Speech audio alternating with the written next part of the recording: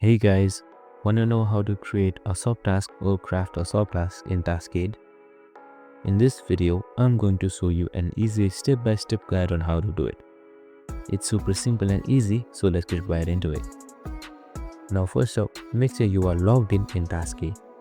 And once you've done that, you can either open it from the browser or from the application. The choice is yours. Now once you are in the workplace, now simply head towards projects and you can either open an existing file or just create one.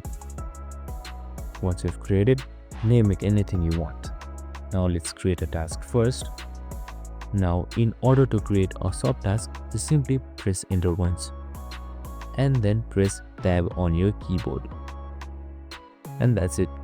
Here you can see a subtask has been created with check boxes as well. It's as simple as that. You can also create multiple one of them, just like that. Super simple and easy. And that's it. You can also drag it and rearrange it as per your choice. I hope this video helped. If it did, make sure to like, subscribe and tune in with us for more related videos. See you in the next one.